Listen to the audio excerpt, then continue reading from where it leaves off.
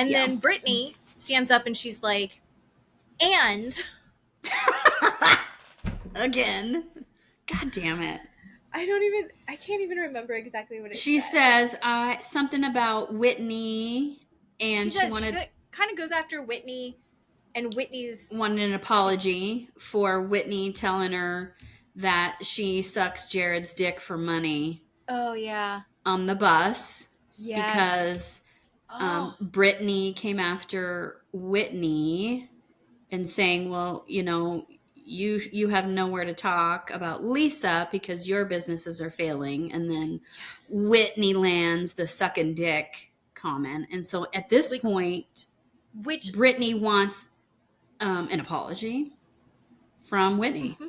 And Whitney's like, that's not what we were talking about right now at all.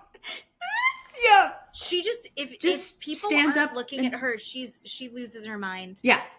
And I need to talk about how all of our favorite shows, Vanderpump Rules, The Valley, this, somehow Suck a Dick is the go-to like choice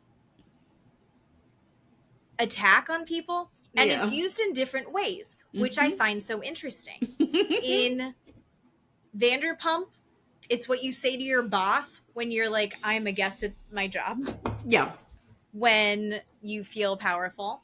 In The Valley, it's what Janet doesn't do to Jason. And in this show, it's what Brittany does do to Jared. Yeah.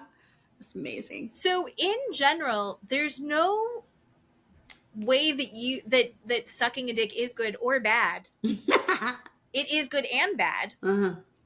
I find it fascinating. It just I cannot figure out. There's no common ground when it comes to that. When it comes to fellatio in these Bravo shows, so and good. I just really enjoy that. I just that little bit.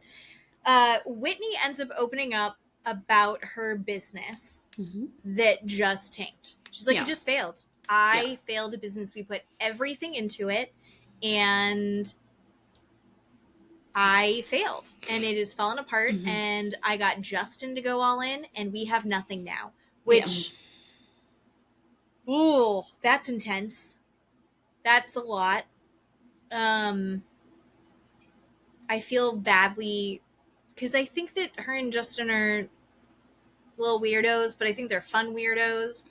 And I feel badly for their family as they're like trying to figure all of this out. I don't know the ins and outs of her business, but I know that it possibly kind of devolved into an MLM instead of just being a jewelry line. Yeah. Which is a bummer. Because I remember liking some of the designs, not enough to buy any of them, but, you know. Sure. Oh, is it my fault? Oh my God, is it my fault that her business failed? Might be. You should think about that. Necklace. I'm going to think about that tonight. Poor Whitney. But Whitney's like, you know, we don't talk about how sometimes these things just fail. And Heather very kindly says, you know, I've had a lot more business failures than success. You know, I've had a lot of wins recently, and my business is doing really well, but it took a lot of failures before I got there. And we should talk more about them because that's where you really learn.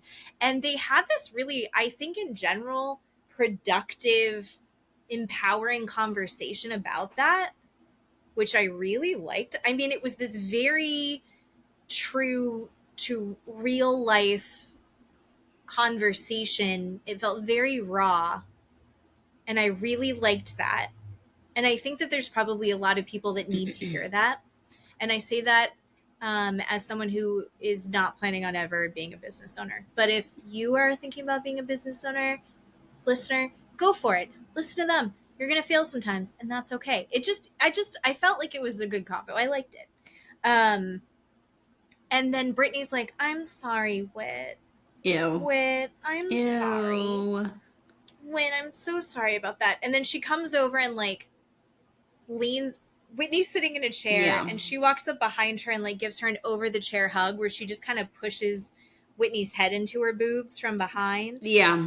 And Whitney is in the middle of a sentence and goes, no, wait, I don't want to hug right now. I'm not there yet. Yeah. And then Brittany goes, well, I need an apology for you saying that I suck dick for money.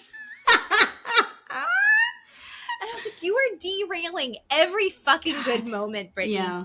You are just here to be like the ping pong ball of like, I'm just going in every fucking direction when we weren't planning on doing that. Mm-hmm.